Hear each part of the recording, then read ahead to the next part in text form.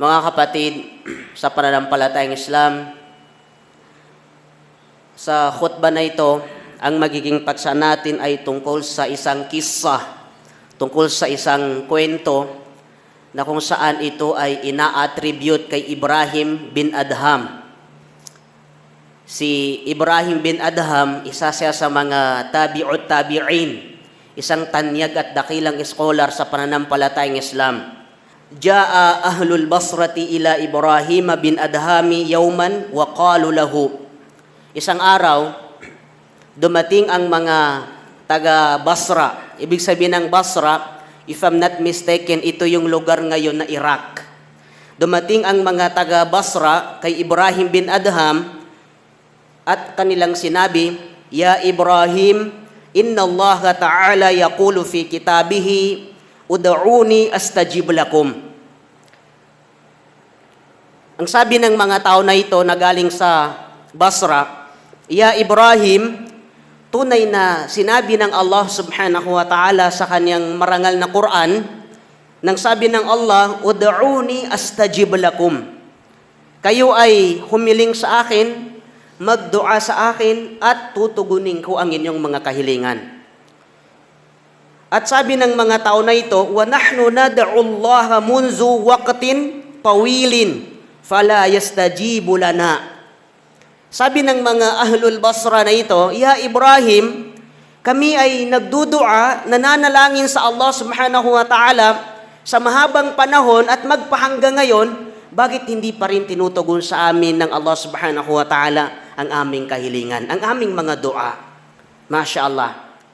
Yun ang dahilan kung bakit sila pumunta kay Ibrahim bin Adham, sapagkat alam nila na sinabi ng Allah subhanahu wa ta'ala sa banal na Quran na kapag tayo ay manalangin kay Allah subhanahu wa ta'ala, automatic na ito ay tinatanggap ni Allah subhanahu wa ta'ala. At sabi ng mga tao na ito, napakahabang panahon na kami ay nagdudua, nananalangin kay Allah subhanahu wa ta'ala, subalit magpahanggang ngayon ay hindi pa rin tinutugon sa amin ang aming mga panalangin. Ang sabi sa kanila ni Ibrahim bin Adham, faqala lahum Ibrahim bin Adham, Ya ahlal Basra, matat qulubukum fi ashrati asya'a. O kayong mga taga Basra, sabi ni Ibrahim bin Adham, tunay na namatay ang inyong mga puso dahil sa 10 bagay. Subhanallah. Ibig sabihin, yung 10 bagay na ito, sabi niya, ito ang nagiging dahilan ng ikinamatay ng inyong mga puso at naging dahilan ng hindi pagtugon ng Allah subhanahu wa ta'ala sa inyong mga panalangin, sa inyong mga dua, dahil sa 10 bagay na ito, sabi ni Ibrahim bin Adham. Unang-una sabi niya, araftumullah walam tuaddu haqqahu. Unang dahilan ng pagkamatay ng inyong mga puso ay kilala niyo, sabi niya, si Allah, pero hindi niyo ibinibigay ang kaniyang karapatan sa inyo. Ano ang karapatan sa atin ng Allah subhanahu wa ta'ala? Sa isang riwaya ng hadis ng Rasulullah sallallahu alaihi wasallam, isang araw, tinanong ng Rasulullah sallallahu alaihi wasallam si Muaz bin Jabal, sabi niya, Ya Muaz, alam mo ba kung ano ang karapatan sa atin ng Allah subhanahu wa ta'ala? Ang sabi ni Muaz bin Jabal, Allahu wa rasuluhu a'lam. Ang tanging nakakabatid lamang ay si Allah at ng kanyang sugo. At doon sinabi ng Rasulullah, Ya Muaz, ang karapatan sa atin ng Allah subhanahu wa ta'ala bilang kanyang mga alipin ay sambahin natin siya ng walang pagtatambal. Subhanallah. At ang karapatan naman natin, sabi niya kay Allah subhanahu wa ta'ala, ay hindi tayo paparusahan ng Allah subhanahu wa ta'ala sa kanyang impyerno kapag ang isang tao ay hindi siya gumawa ng anumang pagtatambal sa kanya. Isa ito, sabi ni Ibrahim bin Adham, sa nagiging sanhi kung bakit namatay ang inyong mga puso. Sapagkat kilalan nyo, batid nyo si Allah subhanahu wa ta'ala, pero hindi nyo ibinibigay ang kanyang karapatan sa inyo. Pangalawa, sabi niya, Qara'tum kitaballahi walam ta'malu bihi. Pangalawang dahilan, sabi niya, binabasa niyo ang Quran ni Allah subhanahu wa ta'ala, subalit hindi niyo isinasabuhay ang nilalaman nito. Subhanallah. Napaka-critical pala mga kapatid. Maari pala itong maging dahilan ng hindi pagtugon sa ating mga panalangin kapag ang isang tao na alam niya kung gaano kabanal ang marangal na Quran, binabasa na ito at pagkaraan ay hindi niya sinusunod. Pangatlo, sabi niya, idda'aytum hubba Rasulillahi sallallahu alaihi wasallam wa taraktum sunnatahu. Pangatlong dahilan, sabi niya, sinasabi ninyo, sabi niya, na minamahal niyo ang Rasulullah sallallahu alaihi wasallam, subalit iniiwan niyo ang kanyang mga sunnah. Anong ibig sabihin? Dinideclare ninyo sa inyong mga sarili na nasa inyong mga puso ang labis na pagmamahal kay Propeta Muhammad sallallahu alaihi wasallam, pero ang katotohanan ay kinakaligtaan ninyo ang kanyang mga sunnah. Anong halimbawa? Maraming mga tao na dinidiscourage nila yung pagsasagawa ng mga sunnah at ang kanilang ginagampanan lamang ay kung ano ang obligado sa kanila. Pero sa pananampalatayang Islam, mga kapatid, isa sa kahulugan ng pagmamahal kay Propeta Muhammad sallallahu alaihi wasallam kapag bubuhayin ng isang tao ang kanyang mga sunnah, ang kanyang mga pamamaraan pagdating sa ibada. Halimbawa, hindi lang yung 5 beses na pagsasala, Salatul Fajr, Duhur, Asar, Maghrib, Salatul Isha, ang dapat na ginagawa ng isang mananampalataya, kundi ito ay sinasamahan niya ng mga voluntaryong pagdarasal. Yun yung mga sunnah na ginawa ni Propeta Muhammad sallallahu alaihi wasallam, at isa sa description ng isang tao na mahalaga sa kanyang puso si Propeta Muhammad sallallahu alaihi wasallam, kung kaya niyang sundin ang mga sunnah, buhayin niya ang mga sunnah ni Propeta Muhammad sallallahu alaihi wasallam. Pang-apat na dahilan, sabi ni Ibrahim bin Adham, kung bakit namatay ang inyong mga puso at naging dahilan ng hindi pagtugon sa inyong mga dua, sa inyong mga panalangin ay idda'aytum adawat asyaitan wa wafaktumuhu. Sinasabi ninyo, sabi niya, nakalaban ninyo si syaitan, pero sinusunod niyo pa rin siya. Subhanallah. Sinasaksihan ninyo sa inyong mga sarili na katotohanan si syaitan ay walang layunin sa umma na ito maliban na lang na upang sila ay iligaw sa tunay na landas. Upang sila ay akayin tungo sa impero ng Allah subhanahu wa ta'ala, pero ang katotohanan, sabi niya, ay sinusunod niyo pa rin ang mga waswas, ang mga bulong sa inyo ni syaitan. Panglima, sabi niya, kultum nuhibbul jannah walam ta'malu laha. Sinasabi ninyo na minamahal ninyo ang paraiso ng Allah. Gusto ninyong makapasok sa paraiso ng Allah subhanahu wa ta'ala, walam ta'malu laha. Subalit, hindi kayo gumagawa para dito. Maraming mga tao na ganito ang kanilang katangian. Nasa kanila yung pagsasabi na, gusto namin makamit ang paraiso ng Allah. Gusto namin na tipunin kami ng Allah subhanahu wa ta'ala kasama ng aking mga pamilya sa paraiso ng Allah, pero nasa kanila ang kakulangan sa pagsasagawa nila sa mga gawain na maging dahilan na ikakapasok nila sa paraiso ng Allah subhanahu wa ta'ala. Ano ang pinakaaral nito sa atin, mga kapatid? Kapag ang isang tao ay naglalayon o nagnanais sa kanyang puso na gusto niyang makamit ang paraiso ng Allah subhanahu wa ta'ala, nararapat na magtrabaho ka para dito.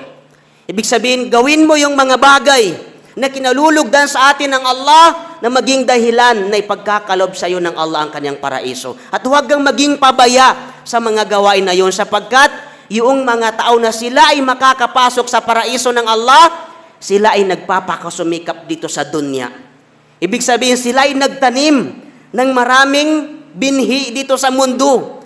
Sila ay nagtanim ng maraming kabutihan, pagsamba sa Allah, at pagdating sa kabilang buhay, doon nila aanihin ang gantimpala ng kanilang mga mabuting gawain dito sa mundo. At bilang pang-anim, sabi niya, kultum nakhafun nar warahantum anfusakum biha. Pang-anim na dahilan, sabi ni Ibrahim bin Adham, na ikinamatay ng inyong mga puso ay sinasabi ninyo na kayo ay takot sa impero ng Allah subhanahu wa ta'ala, pero isinuko nyo ang inyong mga sarili dito. Sinasabi ninyo, sabi niya, na kayo ay takot sa impero ng Allah, pero isinuko nyo ang inyong mga sarili mula dito. sa pamamagitan ng hindi paglayo sa mga gawaing maging dahilan na ikakapasok ng isang tao sa impero ng Allah. Kasi kung ang isang tao ay nasa kanya yung pag-asam-asam niya, na hindi siya makakapasok sa impero ng Allah at hindi niya matitikman ang parusa sa impero ng Allah subhanahu wa ta'ala, ay nararapat sa kanya na layuan niya yung mga gawain na yon na ipinagbabawal ni Allah subhanahu wa ta'ala at gawin niya yung mga kabutihan lamang, yung mga mabubuting gawain lamang. Yun ang pinakakahulugan ng isang tao na nagpapakupkup siya mula sa parusa sa impero ng Allah subhanahu wa ta'ala na hindi niya ginagawa yung mga masasamang gawain na ipinagbabawal ni Allah subhanahu wa ta'ala. At pang-7 sabi niya, Qultum innal mauta haqqun walam tasta'iddu lahu. At sinasabi ninyo na katotohanan na ang kamatayan ay totoo, subalit hindi kayo naghahanda para dito. Isa sa nagiging dahilan, sabi niya, kung bakit namamatay ang inyong mga puso. Alam ninyo sa sarili niyo na katotohanan ang kamatayan ay tiyak na dumarating sa isang tao na walang pasabi. Subalit, sabi niya, hindi kayo naghahanda para dito. Dahil ang pinakamatalinong mananampalataya sa Allah ay pinaghahandaan niya yung panahon na yon. Yun ang pinakamatalinong alipin ng Allah subhanahu wa ta'ala, ay naghahanda siya sa kanyang kamatayan. Hindi siya nagpapabaya dito sa mundo, kundi ginagawa niya ito bilang paghanda niya sa kanyang kamatayan at alam niya sa kanyang sarili na darating ang panahon na siya ay mamamatay at babalik siya sa kanyang pinanggalingan. Kaya sabi ni Ibrahim bin Adham, isa sa dahilan, sabi niya, kung bakit namamatay ang inyong mga puso, sapagkat alam niyo sa inyong mga sarili na totoo ang kamatayan, pero hindi kayo gumagawa ng paghahanda para dito. Pang-8, sabi niya, Ishtagaltum bi'uyubi ikhwanikum wa nabajtum uyubakum. Pang-8 dahilan, sabi niya, kung bakit namamatay ang inyong mga puso at nagiging dahilan ng hindi pagtugon sa inyong mga dua, sa inyong mga panalangin, ay kayo ay nagiging abala sa pagkakamali ng inyong kapatid, samantala ay nakalimutan ninyo ang inyong sariling pagkakamali. Subhanallah. Nangyayari ito sa panahon natin ngayon, mga kapatid, na kung saan maraming mga tao na tinitignan nila yung pagkakamali ng kanilang kapwa, pero nakakalimutan nila ang kanilang sariling pagkakamali. Nagiging abala kayo sa pagtingin nyo sa kamalian ng iba, pero hindi nyo nakikita ang sarili nyong pagkakamali. Alam niyo kung paano hinalin tulad ng Rasulullah sallallahu alaihi wasallam. Sabi ng Rasulullah sallallahu alaihi wasallam, yubsiru ahadukumul qaza fi aini akhihi wa yansal zid'a fi ainihi. Sabi ng Rasulullah sallallahu alaihi wasallam, nakikita ng isa sa inyo, sabi niya, ang puwing sa mata ng kaniyang kapatid at nakakalimutan niya ang troso sa kaniyang mata. Masya Allah. Tignan natin kung gaano katalinhaga yung hadis ng Rasulullah sallallahu alaihi wasallam. Ang sabi niya, nakikita ng isa sa inyo yung puwing sa mata ng kaniyang kapatid, pero yung troso sa kaniyang mata ay hindi niya nakikita. Bakit ganun ang pagsasalarawan ng Rasulullah sallallahu alaihi wasallam? Yung nakikita mo sa kapwa mo ay napakaliit na bagay, puwing sa mata. Pero yung sa sarili mong mata, hindi mo nakikita na nandoon ng napakalaking troso. Subhanallah, napakaganda ng larawan eh. Usually kasi ito yung nangyayari sa panahon natin ngayon. Mas nakikita natin yung konting pagkakamali ng kapwa natin kaysa yung pagkakamali natin na hindi natin nababatid, mas malaki pala yung pagkakamali natin kaysa dun sa nakikita natin. Kasi yung nakikita natin, puwing sa mata ng kapatid natin. Pero yung sa atin, hindi lang basta puwing, kundi troso sa ating mga mata. Ano ang ine-emphasize dun, mga kapatid? Nararapat sa isang tao na huwag niyang tignan ang kamalian ng kanyang kapatid. Dapat sa isang tao na tignan niya ang kanyang sariling pagkakamali. Di ba sinasabi nila na bago ka tumingin sa iba, magsalamin ka muna para makita mo ang sarili mong pagkakamali, ang sarili mong itsura. Yun exactly ang tinuturo sa atin ng Rasulullah sallallahu alaihi wasallam nang maiwasan ng isang tao ang pag-criticize, ang pagiging judgmental niya sa kanyang kapwa na kahit yung mga maliliit na bagay lamang ay napakadaling punain sa kapwa natin, pero napakalaki pala ng sariling pagkakamali natin, at ito ay hinalin tulad ng Rasulullah sallallahu alaihi wasallam sa isang troso. Kaya isa ito, sabi ni Ibrahim bin Adham, sa nagiging dahilan kung bakit namamatay ang inyong mga puso, sapagkat nagiging abala kayo, sabi niya, sa pagkakamali ng inyong kapatid, pero nakakalimutan ninyo ang inyong sariling pagkakamali. Pangsiyam, sabi niya, akaltum ni'mata rabbikum walam tashkuruha. Pangsiyam na dahilan, sabi niya, kung bakit namamatay ang inyong mga puso, ay kinakain ninyo, sabi niya, ang biyaya sa inyo ng inyong Panginoon, ang biyaya sa inyo ng Allah, pero hindi man lang kayo nagpasalamat sa Kanya. Subhanallah. Maraming mga tao na ganito. Ilang beses, o how many times dumarating sa Kanya ang biyaya ng Allah sa araw-araw. Ilang daang beses dumarating ang biyaya sa atin ng Allah subhanahu wa ta'ala, pero ang malaking katanungan sa isang tao, kung nagpasalamat ka rin ba sa nagbigay nito? Kasi maraming mga tao na ganito. Ang gusto lang nila ay puro biyaya ang darating sa kanila, pero nakakalimutan nila magpasalamat sa nagbibigay ng biyaya. Ang isang tunay na mananampalataya sa Allah subhanahu wa ta'ala, anuman ang darating sa kanya, na biyaya ng Allah subhanahu wa ta'ala, o kung meron man o wala, ay nasa kanyang puso pa rin ang pagpapasalamat niya sa Allah subhanahu wa ta'ala. Yun ang katangian ng isang tunay na mananampalataya sa Allah subhanahu wa ta'ala. Hindi nawawala sa kanyang puso ang pagpapasalamat niya sa Allah sa mga biyaya na yun. Kung meron mang darating o wala, maliit o malaking biyaya ng Allah subhanahu wa ta'ala sa pang-araw-araw na kanyang pamumuhay, ay parati sa kanyang puso ang pagpapasalamat niya sa Allah, sapagkat alam niya na sa ganung paraan ay mas lalong dagdagan ng Allah subhanahu wa ta'ala ang mga biyaya na yun. Sapagkat yun ang sinabi ng Allah sa Quran, la in syakartum la azidannakum. Kung kayo ay magpasalamat sa akin, sabi ng Allah, ay mas lalo kong dagdagan ang inyong mga biyaya. Anumang mga kahilingan niyo, kapag kayo ay marunong magpasalamat sa Allah, ay daragdagan ko, sabi ng Allah subhanahu wa ta'ala, ang inyong mga kahilingan. Kaya isa rin to, sabi ni Ibrahim bin Adham, sa nagiging dahilan ng ikakamatay ng puso ng isang tao, kapag pinakikinabangan na niya 24 hours, araw-araw, pinakikinabangan niya yung biyaya ng Allah subhanahu wa ta'ala sa kanya, pero hindi man lang pumasok sa kanyang puso ang pagpapasalamat niya kay Allah subhanahu wa ta'ala. At bilang panghuli, sabi ni Ibrahim bin Adham, na nagiging dahilan ng pagkamatay ng inyong mga puso at hindi pagtugon ng Allah subhanahu wa ta'ala sa inyong mga panalangin ay, dafantum mautakum walam ta'tabiru biha. Ang sabi niya ay, nililibing ninyo ang mga patay sa inyo, pero hindi man lang kayo kumuha ng aral dito. Masya Allah. Sapagkat isa sa itinuturo sa atin sa pananampalatayang Islam, mga kapatid, kapag nakita natin ang isang taong patay, dapat na hindi lang tayo basta nakatingin dito. Dapat na hindi lang tayo sumasali sa pagsasala ng janaza o paglibing sa kanya, kundi marapat sa isang tao na pulutan mo ng aral ang pangyayaring yon. Sa papanong paraan, iisipin mo na balang araw, ikaw na rin ang ililibing.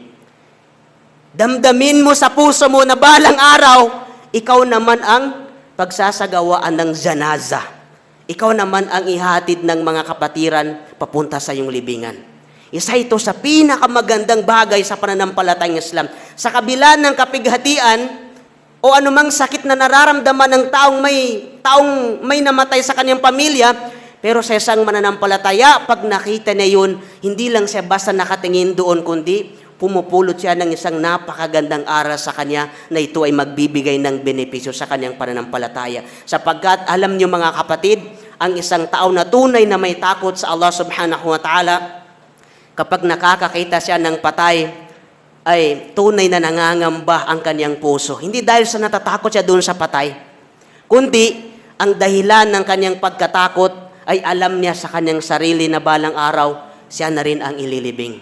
Yun ang pinakamagandang katangian ng isang tao. Hindi yung isang tao na nagsasala ka ng janaza, Nakakita ka ng patay, humawa ka ng patay, nagpaligo ka ng patay, naghatid ka ng patay, pero wala man lang pagbabago sa iyong puso. Wala man lang nag-improve sa iyong puso na baka sakaling maalala mo ang kabilang buhay, maalala mo yung kamatayan. Ibig sabihin, manhid na ang kanyang puso.